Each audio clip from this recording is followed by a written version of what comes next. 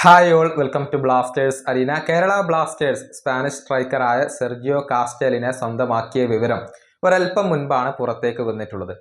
IFTWC ഇക്കാര്യം ആദ്യം report ചെയ്തു. അതിനുശേഷം 19 സ്റ്റോപ്പേജ് ഇക്കാര്യം റിപ്പോർട്ട് ചെയ്തിട്ടുണ്ട്. ഈ സീസണിന് ശേഷമാണ് അദ്ദേഹം കേരള ബ്ലാസ്റ്റേഴ്സിനോടൊപ്പം ജോയിൻ ചെയ്യുക. ഒരു പ്രീ കോൺട്രാക്റ്റിൽ ഈ താരവുമായി ധാരണയിൽ എത്താൻ കേരള ബ്ലാസ്റ്റേഴ്സിന് കഴിഞ്ഞിട്ടുണ്ട് എന്നാണ് ഇപ്പോൾ അറിയാൻ സാധിക്കുന്നത്. വളരെയധികം എക്സ്പീരിയൻസ് ഉള്ള, പ്രത്യേകിച്ച് ISL എക്സ്പീരിയൻസ് ഉള്ള ഒരു താരമാണ് കാസ്റ്റൽ. നേരത്തെ ജംഷഡ്പൂർ FC വേണ്ടി ലോൺ അടിസ്ഥാനത്തിൽ ഇദ്ദേഹം കളിക്കുകയും 7 ഗോളുകൾ നേടുകയും ചെയ്തിട്ടുണ്ട് എന്നുള്ളതാണ്. ഏതായാലും ഈ താരത്തിന്റെ കാര്യത്തിലുള്ള ഒരു ആശങ്ക പ്രമുഖ മാധ്യമ പ്രവർത്തകനായ ധനഞ്ജയ് ഇപ്പോൾ പങ്കുവച്ചിട്ടുണ്ട്.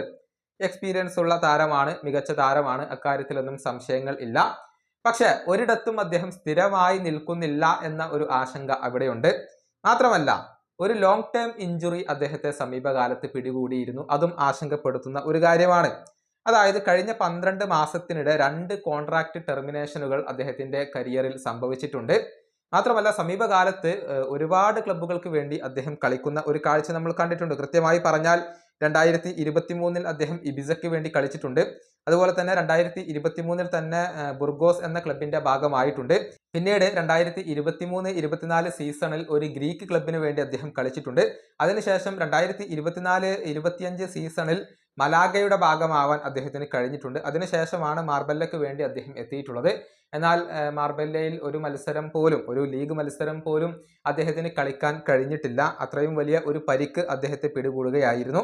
അതായത് ഒരിടത്തും സ്ഥിരമായി അദ്ദേഹം തുടരുന്നില്ല. അങ്ങനെ ക്ലബ്ബുകൾ മാറിക്കൊണ്ടിരിക്കുന്ന ഒരു സ്ഥിതിവിശേഷമാണ് അവിടെയുള്ളത്. കൂടാതെ പരിക്കും ഒരു വലിയ ആശങ്ക നൽകുന്ന കാര്യമാണ്. ഈ 2 ഘടകങ്ങൾ മാറ്റി നിർത്തി കഴിഞ്ഞാൽ അദ്ദേഹം മികച്ച ഒരു താരമാണ് എന്ന കാര്യത്തിൽ സംശയങ്ങൾ ഒന്നുമില്ല.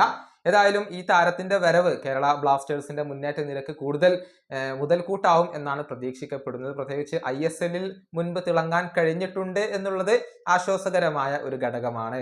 ഈ വീഡിയോയുടെ അവസാനിപ്പിക്കുന്നു. അടുത്തൊരു വീഡിയോ കൊണ്ടും കാണാം.